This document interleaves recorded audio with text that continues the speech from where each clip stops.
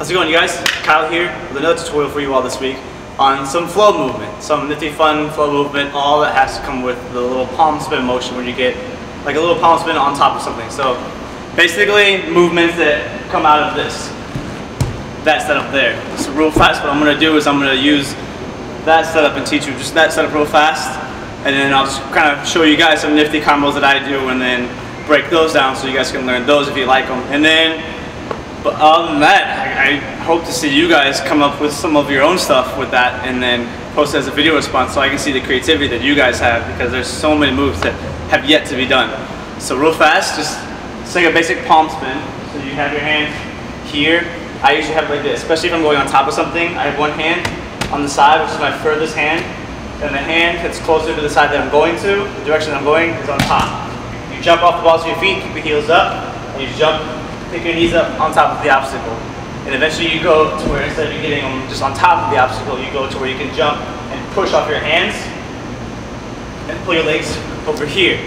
Once you get that down, just master that. After that, then you get to the fun part where it's where you kind of jump off both feet, but you go left foot first and then right foot. Since you're turning in this direction, it would make sense to go left, right to go with the movement. Otherwise, if you go right, left, you're gonna stop yourself like this. You're turning this way, you go right, and then left, your whole body's going like this, and next thing you know, you're doing the twist. So, when you pop up, hands here, come up, 1, 2, and then from there, it just depends on what you plan on doing out of that movement, which is like, let's say for example, I want to do it into a side flip, so I would stand up out of that way I could pop up. So you go here, 1, 2, up, tuck, and then you got the side flip out of it.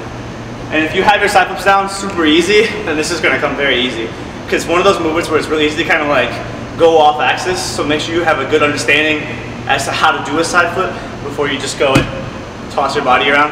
So up, 1, 2, and if you can use that momentum, that's good. And if you can't do like a straight side flip, but you can do a double leg or even like a tornado kick, do that also. You pop off here, boom. Then you got a parafuso, dismount. So it's a lot of fun. And you can use things where you use your hands. So you pop up here, plant your hand, push off. That's a lot of fun. The way I do that is I do this setup here, 1, 2. I just take my hand and put it on the ledge. And then, because my momentum's going this way, since this hand is planting, I'm going to take the opposite angled foot and pick it up. So all that kind of creates that momentum, and you can kind of use that. So you pop up.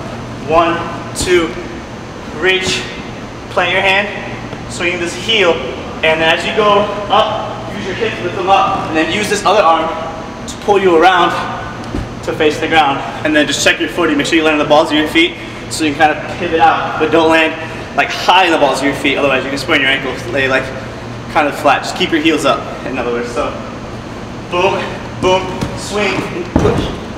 And then from there, everything kind of happens naturally. Always don't forget to breathe. Also, if you can do like cheek gainers and corks, you can do this setup here where you go 1, 2, and upon switching here, you do a quick J step, plant, then you can swing your leg off into a cork. So that would look kind of like here.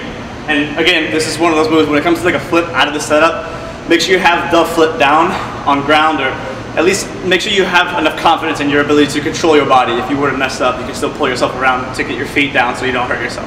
So you'd go 1, 2, switch, swing, stomp a cork. Also, you can kind of trick it to where you go one way, but switch and go the opposite way. So I can start down here, and do the same thing, but push back this way, and do like a gummy, or one of those fancy cartwheel looking things. Also, another fun one, if you can do a Gumby, then you can kind of do a Gumby out of it. So it's like a really funny kind of Gumby dismount.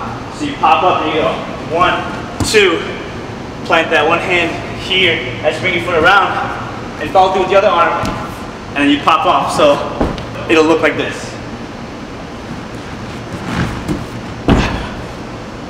And that's another fun one you guys can do.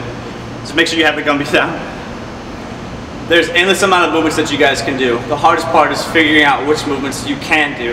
And the truth is if you really understand how to use your body and you learn and understand how to teach yourself new things and walk yourself through motions and not just go for it and just try it, but where you actually take your time and master each step and make sure it feels right, walk yourself through the motions and get used to that. And make sure you have control over the basic fundamentals of the movement all in general, and then you'll progress really fast. That's how I train anyway. I like to walk myself through stuff before I actually just go for it. And a lot of times I don't feel ready, so sometimes I'll wait, train for it, and then come back to it. So there's other things, but just to kind of show you guys how a lot of creativity can spark out of just a simple palm spin movement. And you can even do the same thing kind of like on ground. You can kind of pop up here on the ground and do shoulder pumps here, balls, and do like a wall gumby if you want to. And it's always with like a simple obstacle, which is the important part. Just one simple obstacle. And there's a lot of places you guys can probably find stuff like this, whether it's a bench, whether it's a curb, whether it's in the gym and you have blocks like this. You guys can work on your flow there. You don't have to go to beams, so there's a bunch of different obstacles. So that's basically it for the tutorial. Just kind of wanted to spread out some wisdom and give you guys some nifty insight on stuff like this. Focus on, if you're doing a side flip, get that lift and push where you lift that back leg and you pop off that front leg. So remember, the lift gets you the rotation, the push gets you the height that you need. And if you do it all just right and you tuck at the right timing, and you'll tuck tight, and the tighter you tuck, the faster you rotate. The sooner you rotate and spot that ground, the better and easier the control over the landing will be. And just kind of get creative with it. A lot of times you don't have to do flips. A lot of times you can just do simple stuff. You can do it here. You go up here and pop down. You can go here, pop down that way. You can go here, switch. There's a whole bunch of different flow moves that can derive just from one simple motion. So take that. I would love, love to see what you guys come up with. So please, I invite you to take videos of yourself just using this setup and see how many variations you come up with, whether somebody else has done it, whether I've done it, or whether nobody else in the world's done it. I would love to see it. So please, post a video response of you doing flow movement out of this setup here, and show me guys what you guys can come up with. Thanks a lot for watching, you guys. Take great care, and please, stay positive.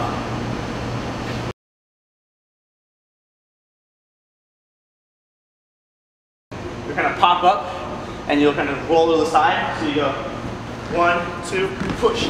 Ah!